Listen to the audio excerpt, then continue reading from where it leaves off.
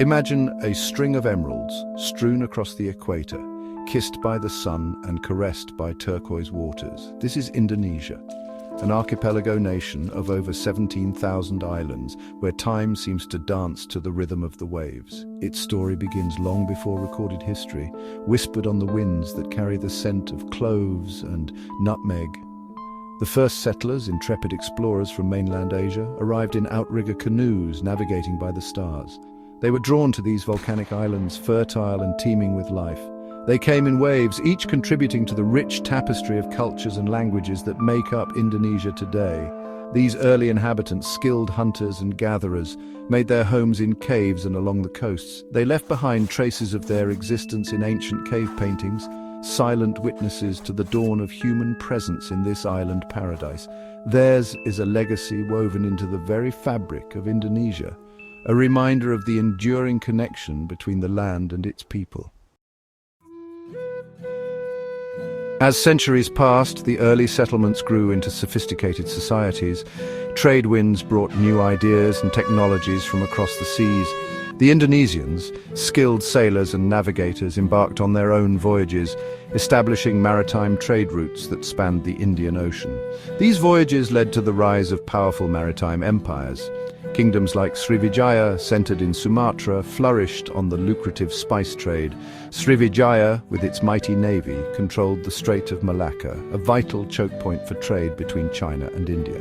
Its rulers, patrons of art and learning, established a renowned Buddhist university that attracted scholars from far and wide. Another powerful empire, Majapahit, arose in eastern Java. Its influence stretched across much of Southeast Asia, its legacy preserved in epic poems and intricate temple carvings. Majapahit's most celebrated ruler, Hayam Wuruk, presided over a golden age of art, literature and expansion. His reign marked the zenith of Javanese power and influence in the region. The spice trade, the lifeblood of these ancient empires, brought immense wealth and prosperity to the archipelago. Cloves, nutmeg, mace and pepper, prized commodities in the ancient world, flowed from the spice islands, the Moluccas, to distant markets. These aromatic spices, used in cooking, perfumes and even medicines, fueled the imaginations and desires of merchants and adventurers for centuries. The allure of spices drew traders from distant lands, each leaving their mark on the cultural landscape. Indians brought Hinduism and Buddhism, their influence evident in the magnificent temples scattered across Java and Sumatra. The majestic temple complex of Borobudur, a UNESCO World Heritage Site, stands as a testament to the enduring legacy of Buddhist thought and artistry in Indonesia. From China came silk, porcelain and Confucianism, adding new threads to the intricate tapestry of Indonesian culture. The Chinese, drawn by the lure of trade and opportunity, established communities in port cities, contributing to the cosmopolitan atmosphere of these bustling hubs. The fusion of these diverse influences is reflected in Indonesian cuisine, language and art forms, creating a unique and vibrant cultural blend. By the 14th century, a new faith arrived on the shores of Indonesia, Islam. Brought by Arab traders, Islam spread rapidly through the archipelago, particularly in the trading centers of Java and Sumatra. The adoption of Islam was often a gradual process, blending with existing Hindu-Buddhist beliefs and local customs. The rise of Islamic sultanates marked a shift in power in the archipelago. The Sultanate of Malacca, strategically located on the Strait of Malacca, became a major center of Islamic learning and trade. Its rulers, known for their piety and scholarship, played a key role in spreading Islam throughout the region.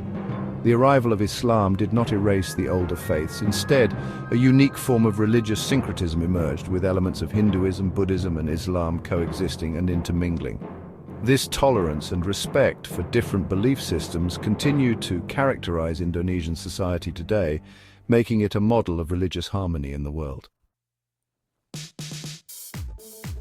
The 16th century brought new actors onto the Indonesian stage. European powers, driven by the insatiable thirst for spices and wealth.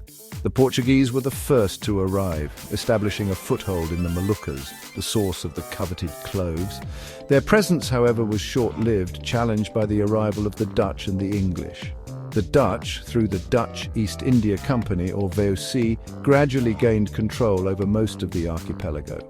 The VOC, a powerful trading company with its own army and navy, exploited rivalries between local rulers to establish its dominance. The Dutch were ruthless in their pursuit of profit, monopolizing the spice trade and imposing their will on the local population.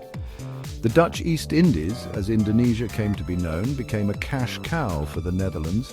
The Dutch introduced coffee, sugar and rubber plantations, transforming the Indonesian economy into one based on cash crops for export.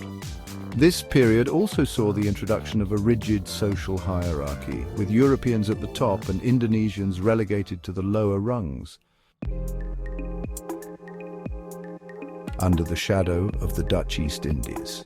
The Dutch colonial period, spanning over 3 centuries, left an indelible mark on Indonesia. The Dutch language, legal system and administrative structures were imposed on the archipelago. The forced cultivation of cash crops led to widespread poverty and hardship for many Indonesians, while a small Dutch elite prospered. Despite the oppressive nature of colonial rule, Indonesian nationalism began to stir in the early 20th century.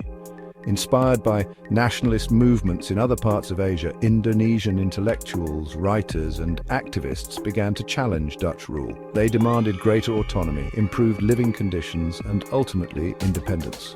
The Japanese occupation of Indonesia during World War II proved to be a turning point.